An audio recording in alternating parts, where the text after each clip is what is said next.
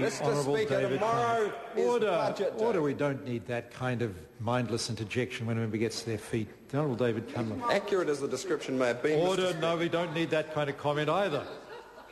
Mr. Speaker, tomorrow's Budget Day, and the most interesting thing about the government members' speeches today has been that they're saying hardly nothing about what the government might want to do. There is a picture of a desperate government where the backbench lacks confidence in their own ministry. They'd rather talk about us than their own plan to get New Zealanders out of the mess that they have created. Let us deal with some real porkies up front. The first is that they've been tax neutral. Well, look, here is the table from the previous budget that shows on page 70 a $1 billion hole over the first 4 years because of the tax cuts. That's the net figure. The gross figure over Budget 29 and Budget 2010 was, wait for it, $23 billion of tax cuts. Much of that went on the top marginal rate going down from 39 cents to 33. And some people benefited hugely from that and some didn't. Now, that was a rosy glow picture, that $1 billion hole, and that was based on GDP being 3% higher this year than last year. That was the red line. What happened? The black line. There's the black line. Way below the red line, what that shows is the rosy glow didn't come off. The economy's stuck in a hole, and the government doesn't know what to do about it. What they haven't done is they haven't made everybody pay a fair share. And when Mr Nash got the answer to the parliamentary questions about dairy farmers, I thought there must have been a mistake. Surely the average dairy farmer pays more than $1,500 a year tax when beneficiaries pay more than that. Well, no, a multi-million-dollar business is a great way of sheltering income, isn't it? Sheltering income, and the farmer on the front page, there's an accountant from Hamilton, he's complicit in some of these warts. You wait and see. A Labour government will clean up this mess and we'll be fair to all New Zealanders.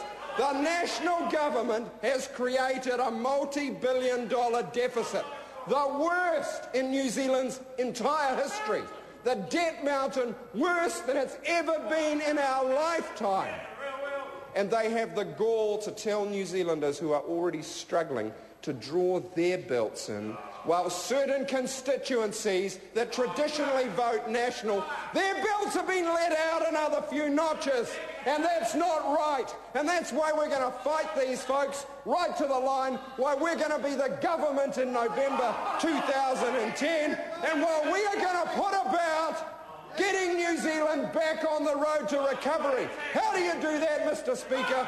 4 simple tests. Number 1, get New Zealanders back to work. Build a strong economy by innovating, by exporting with modern monetary policy that doesn't put your exchange rate through the roof. Secondly, save more. Don't cut KiwiSaver. Save more so we own our own future. Don't throw it all away and sell off assets. Any granny knows if you sell the family silver, there's nothing to serve tea in tomorrow.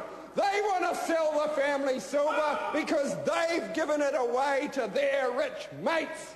And that is wrong, and that is why they are like a McDonald's special for a limited time. And the limited time ends in November 2010 and 2011 because we're throwing them out. We are throwing them out because Kiwis have had enough of being told one thing that isn't true. The great untruth of this budget is that it's not breaking any promises. John Key said before the last election, we will not cut KiwiSaver. What have they said this week? They're going to cut KiwiSaver. We won't touch working for families. What are they going to do tomorrow? Cut the abatement rate on a working for families or put a new one on. They will cut the working for families. We won't touch student loans. They said you wait for tomorrow, they will. All of those broken promises, just like we won't raise GST. And what's the excuse this time? Oh, the changes won't take effect till after the election. You can throw us out. Well, then why not put it in next year's budget after they've campaigned on it? Why put it in this year's budget and legislate for it before the election? because they don't have the moral courage of their convictions. That is why, Mr. Point Speaker... of order, Craig Foss. End of the member's speech, but one cannot question the courage or lack of, or in any way, shape or form, or allege anything like that to other members in this House, Mr. Speaker.